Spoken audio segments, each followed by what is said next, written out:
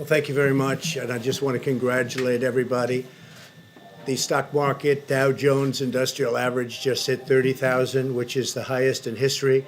We've never broken 30,000, and that's just despite everything that's taken place. The stock market is up very, very big today. We've set new records, and I think they'll be continued to set. Fastest 1,000-point move in history. This is all about making America great again. Agenda. Jobs, $6 trillion in value. The stock market is way up again today, and we're setting a record literally all the time. And I'm telling you, we have a long way to go. The stock market is up almost 50% since my election.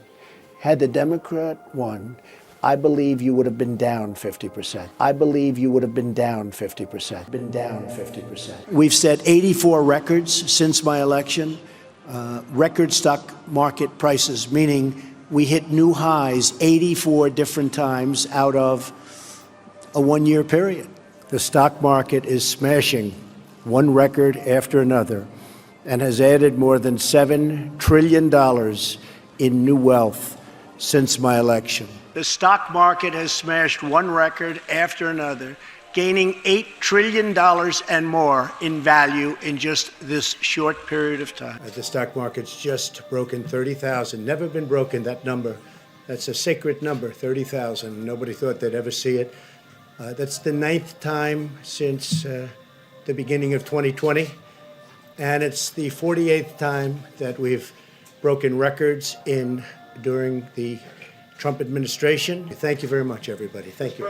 Welcome everybody to the daily recap show where we talk about stocks and the financial markets. My name is Chase. So guys, if you like this video, please subscribe, hit that notification bell as well as the like button and leave a comment for the algorithm. Let's get into it. This is the daily heat map of the S&P 500 and very glaring to see. We sort of have the split down the middle right here. These sectors and stocks were in the green, these were in the red, and it all stemmed from the economic data we got today. We saw huge outperformance in technology, Nvidia, AVGO, AMD, Qualcomm, Microsoft, Apple, Google, Meta, Amazon, Tesla, the Magnificent Seven names, and technology as a whole. Look at software as well as infrastructure. Growth pretty much was really in the green. The rest of the market didn't do so well. We saw the broader market actually sell off after the economic data, but this doesn't tell us the full picture of what actually happened today. We have to look at the daily chart. We see some very glaring things. We got weaker than expected economic data right before the open. The market sold off from the open into the 1030 mark, at one point nearly being down as much as 2%. However, the markets paired all of those losses, and in some instances like the Nasdaq, where it was down 1.5%, up 2.1% for the day, the SPY gained 1%, the IWM RSP gained 0.34 and 0.11% respectively. And you can see here that this red line, which is bonds on the weaker than expected economic data, actually rose. However, after the 1030 mark, bonds paired a lot of their gains and the markets actually rallied. Bonds and stocks do have that inverse relationship most of the time. Now, the economic data we're talking about is actually the inflation data. We got consumer prices, the CPI numbers, and the headline figures actually came in line and cooler than expected. Month over month, the expectation was 0.2. That's what we printed today. Year over year, the forecast was 2.6. We actually printed 2.5%. So on the headline figures, inflation actually cooled more than expected, but core CPI is what caused a bit of the problems. The forecast for the month over month figure was 0.2%. We printed 0.3%, but the year over year figures actually came in line at 3.2%. This is what caused the initial market reaction to fall and to sell off into the 1030 mark. But this right here is why the market paired those gains, because they realized that the Fed is still going to cut rates. It's now looking like a 25 basis point cut, and a little bit higher prices in core is not necessarily a bad thing, especially if the actual rate remains steady and the headline decline rate remains steady. And that is why we saw the market dynamics that we did today, with technology up 3.5%, discretionary up 1.1%, and communication services up 0.5%. And then the broader market actually losing against these sectors. This does look like a little bit of a rotation out of these names right here into these magnificent 7 names, the names that have just been beaten down the most in the last couple of weeks. And today really was a day for growth. Large growth outperformed up 2.04%, pretty much the NASDAQ 100. Mid-cap growth, small-cap growth also did really well, respectively. Large core in second place, and then value across the size spectrum taking it on the chin. And after today's economic data, yields rose from the lower end into the longer dated end of the curve. Yields actually rose ever so slightly, and that's a good thing. Yields are rising because the Fed's rate cut expectations have been tempered. We pretty much went from being a coin flip between a 25 and a 50 basis point rate cut to now it looks like we're pretty much solidified at a 25 basis cut after that economic data. But there's some glaring things on a technical level that are starting to shape up that's very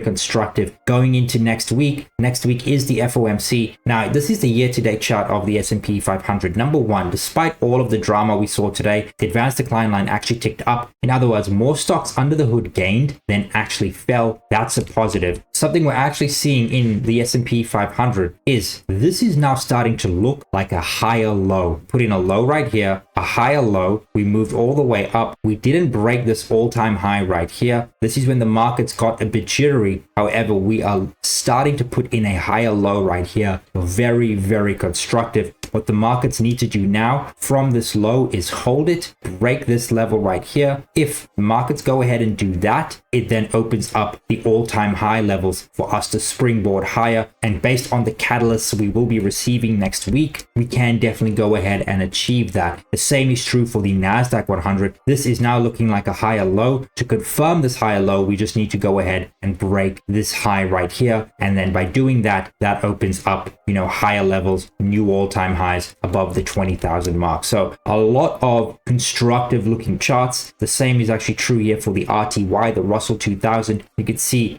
equal low right here, higher low after the sell-off, huge wick. Buyers did step in a big way. However, we're still in negative gamma here on the RTY, and on the NASDAQ 100, we're actually officially back in positive gamma. That means you buy dips, sell rips, and the core resistance is actually right here at this 20,000 mark for the NASDAQ 100. The RSP didn't put in a higher low. If we actually zoom in, you can actually see that yes, we did put in a higher low on a closing basis. However, we did go ahead and make a lower low on a wick basis, but this index has actually outperformed in the recent sell-off when the NASDAQ has actually fallen like 12% peak to trough. The RSP actually only fell about 4.5% respectively. So huge outperformance there. However, we did not put in a higher low on a wick basis, but we did on a closing basis. And then looking at the S&P 500 chart, the current gamma flip is at 5550, but it was at 5500 yesterday. And look at the sell-off, guys. We came right into the put support here at 5400. Buyers held this level, and then we moved right up back into positive gamma above the 5550 area. And this is the type of price action you get in negative gamma, guys. Remember, above the gamma flip, you're in positive gamma. Below, you're in negative gamma. Positive gamma, you get the stair-step price action. You buy dips, sell rips. See, you buy dips, sell rips, buy dips, sell rips, buy dips, sell rips. Whereas in negative gamma, right, you actually sell into weakness, buy into strength. And you sort of get this sideways action in negative gamma.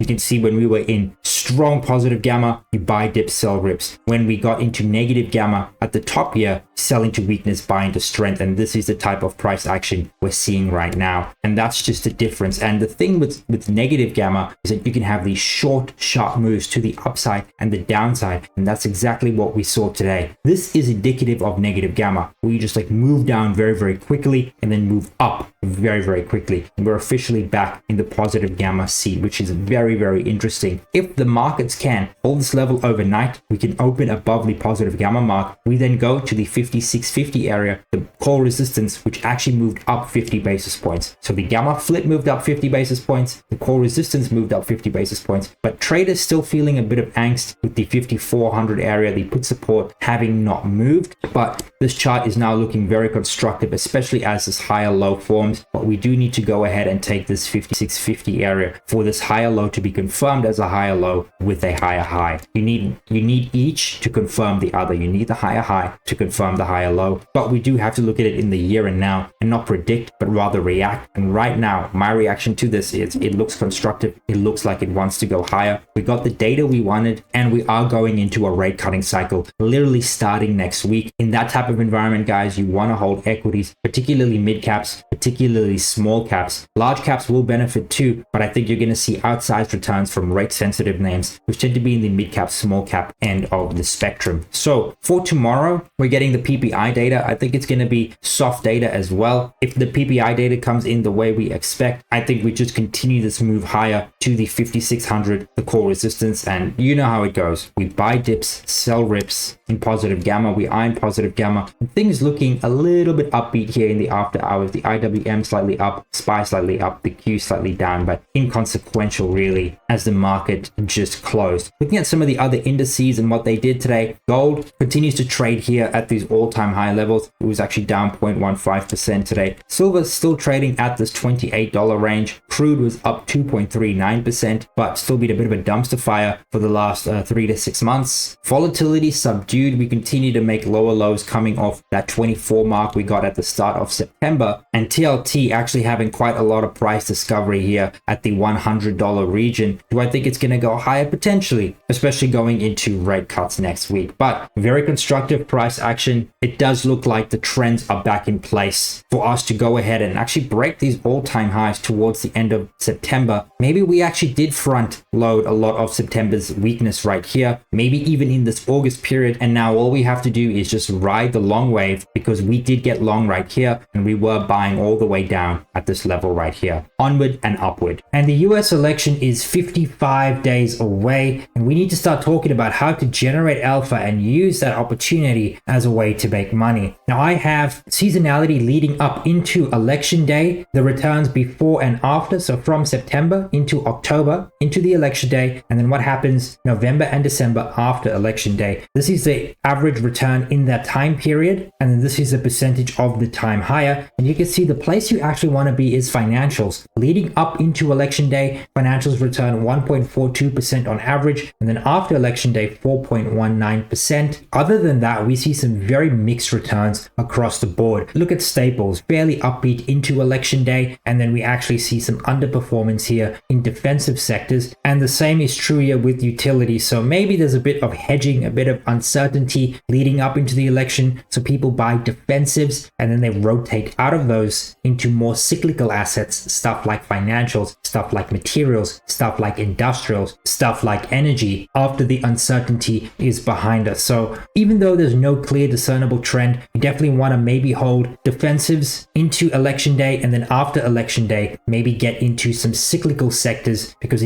they do seem to outperform. We can definitely see that right here in financials, for example, 65% of the time up leading into election day, 80% of the time higher, and it does look like cyclicals do outperform broadly compared to defensives. But at the end of the day, this is all in the short term. What really matters and what it all comes down to is the fundamentals, and we officially have 2026 earnings popping up for large cap, mid cap, small caps, and all of these industries. We're going to start to see 2025 earnings being priced into stocks, and right now 2025 earnings looking kind of all right. Large caps reporting 10% growth, mid caps projected growth 12%, small caps the most at 15%, but that drops down significantly here in 2026. Current projection estimates are for -7% in small caps, mid caps being the best plus 10%, and then the S&P 500 to grow 5%. Now I've seen Yardeni research saying he expects large caps, the S&P 500 to grow at 12% into 2026. So take the 2026 figures with a grain of salt. These 2025 figures look largely accurate. For the next couple of years, probably the best place to put your money is in fact the S&P 400. S&P 400 earnings has outpaced S&P S&P 500 earnings since 2010, but particularly from 2020. We saw outsized returns here in mid caps, and this is actually set to continue into 2025, 2026. But that's all good and well. Where does that leave us with the relative valuation and forward multiples looking very attractive for mid caps? You can see that the earnings growth profile is expected to accelerate for mid caps, and they're actually trading at a cheaper valuation than the S&P 500. Think of it like this, right? You're buying an entire index cheaper than you're actually buying the S&P 500, and they're growing faster. And the risk-adjusted returns there look insanely attractive. And this is part of the reason why I've suggested getting into stocks like PayPal, even though it is a larger cap name. Stuff like Paycom, the Moat Index, small cap quality. Small cap quality's growth profile and valuation profile looks very similar to what the mid-cap S&P 400 profile looks like. It's trading at about 14-15 times 7 to 8% growth, whereas the S&P 500 doesn't look quite attractive, but still much more attractive than the Russell 2000 when you include all of the negative earners, sitting at 28 times. And again, this is part of the reason why I've always championed small cap quality over everything else. But this is relative valuation. It doesn't really look at intrinsic components. I much prefer absolute valuation. And we have Morningstar's fair value estimate, and they see the entire US market as actually fairly valued right now. They see it about 2% over fair value, the majority of that overvaluation coming from the large size segment as well as the growth segment. And you can see that the core, value, mid caps and smalls trading relatively undervalued, particularly this segment of the market right here. Large cap value, mid cap value, large cap core, mid cap core, trading at about fair value, but not so deeply undervalued where you think there's something wrong. Part of the reason why small caps are trading at such a deep discount to their fair value is simply because earnings are expected to decrease, rates are still so high, there's a lot of uncertainty, recession fears are looming. Part of the reason why they're deeply undervalued has to do with those risk factors, and that's also part of the reason why we see growth, large cap growth, which is just, the mega cap names really, the most expensive part of this market, simply because they can fend off a recession with their huge balance sheets, diversified and capital light business models. We also see that mid cap growth is relatively overvalued, but I would say that at about this point, you're still looking at about fair value. And to be honest, this is still largely attractive in my opinion, considering the type of businesses you're buying: Microsoft, Apple, Google, Meta, Nvidia. That is some of the highest quality companies in the world. But this right here, this is probably where you want to be in the next couple of years in this, large cap value, large cap core, mid cap value, mid cap core, because they're probably going to have the outperformance, especially as earnings continue to broaden out. Looking at sector specific valuations and stuff like comm services, energy, in the sensitive areas of the market, looking rather attractive. Same with consumer discretionary or cyclicals, as well as real estate. They're trading under fair value, whereas the defensive components of the market, consumer defensives, healthcare and utilities, trading relatively overvalued, along with stuff like tech, industrials, financial services, and basic materials. So if you guys are looking for value and growth at a reasonable price, I would look at stuff like comm services, discretionary, maybe even real estate, possibly technology. Again, I think paying a premium for these companies is well worth it because they're just the best and strongest companies right now with the best business models. Guys, and looking at some macro, this is the weekly economic index by the Dallas Fed, very similar to the Fed's GDP now, except they only do one update every single week, and they pretty much list what second quarter GDP growth is tracking, the revisions I believe, what third quarter GDP is tracking, and then they got a couple of moving averages right here. And right now they see GDP tracking at 2.4%. They see Q2 GDP, which includes revisions, tracking at 3.2%. Tomorrow we're going to get the updated figure because this is actually last week's figure, and I thought I'd bring it to you today just to see what the changes are tomorrow. I think I'm going to keep this indicator in the daily videos, similar to how I always have the Fed's GDP now. And guys, something I've always noted on this channel is that when it comes to the labor market, something we want to look at is residential construction payrolls, because that is a really great barometer for the economy. And this is construction payrolls when the unemployment rate troughs. Essentially what happens. So when the unemployment rate rises, right, what happens to residential construction employment? And you can see that normally when residential construction employment goes down, it's not a good thing. Look at the year 2000, the GFC right here, 1990, when we had the 90s recession. Normally when construction payrolls go down after the unemployment trough, bad things happen. But if residential construction payrolls continue to go up like they are in 2023-24, this is actually largely a good indicator that we don't get a recession, and as long as residential construction payrolls remain robust, probably signals a soft landing more than anything else. On the consumer front, the Redbook Index increased by 6.5% in the week ending September 7th. This is essentially just a sales-weighted index of year-over-year same-store sales growth in a sample of large US merchandise retailers. It represents about 9,000 different retailers and their same-store sales, and pretty much things are looking rather healthy, things are looking rather robust, especially from the consumer front. And so I think, the labor market, while softening, is still hanging in there. The consumer's hanging in there too, and with economic growth looking rather robust and rate cuts around the corner, I still don't see a recession in the economy. But I think whether a recession materializes or not is really going to depend on who gets into office this year. And I have right here key policies proposed by both presidential candidates. We're just going to read some of these. Individual income taxes, Harris versus Trump. So Harris proposes a partial extension of the TCJA, that's the Donald Trump tax cuts, I believe, to allow tax cuts to expire for those making 400K plus. No tax on tips, expand the child tax credit. Trump is suggesting a permanent extension to the TCJA, which is the current tax policy. No taxes on tips, exempt Social Security from taxes. Wow, very liberal in my opinion. Harris, corporate tax rate for small businesses. So Harris wants to increase corporate tax rate to 28% from 21%, increase small business tax deduction from 50 to 50K from 5,000. That's big. She actually spoke about that in the debate. That's really going to help small businesses, I think. Trump wants to lower the corporate tax rate to 15% and renew expanded R&D tax credit for bonus depreciation. Tech stocks will rally if that happens. Trump hasn't said anything on capital gains tax, which means there won't be a capital gains tax. Harris is saying 28% capital gains tax for people earning 1 million minimum tax for billionaires. But guys, the problem with this is it starts with the billionaires and then they have this trickle down economics effect where somehow little Larry making $100,000 a year is getting taxed on his unrealized gains. Now Harris on tariffs, more selective tariffs, e.g. EVs from China, that's a mouthful.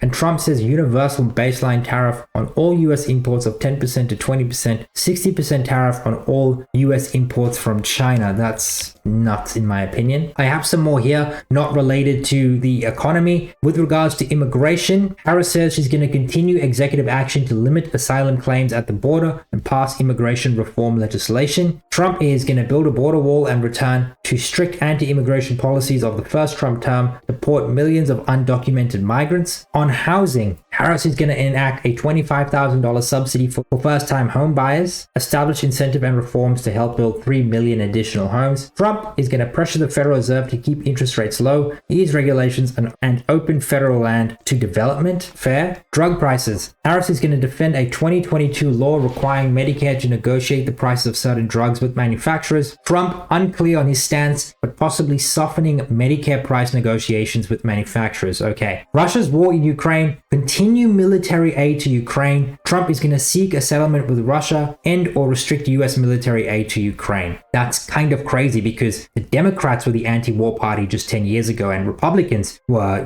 Republicans were doing this, Democrats were doing this. It's flipped now. It's very weird. Harris on the federal minimum wage raised from $7.25 per hour to as high as $15. No change for Trump. Student debt. Continue Biden's effort to forgive student debt. That's the Harris campaign. Okay. Yeah, Biden's been real staunch with that. He's really gone ahead and forgiven a lot of debt. Trump says no forgiveness. And all of Harris's policies will equate to a $2 trillion increase in the 10-year effect of the national debt. Trump's is a $4.1 trillion increase, and I'm assuming the majority of that is actually just going to come from the tariffs he's going to implement. But these are the big economic issues and where each party stands. Guys, data tomorrow. We got CPI today. Tomorrow we get initial jobless claims. The expectation forecast there is 225. Then we get PPI headline and core. The expectation is 0.2% respectively. That's definitely what you want to see. And then we also get the federal budget, negative 317 billion. And then on Friday, we get the import price index and consumer sentiment measures.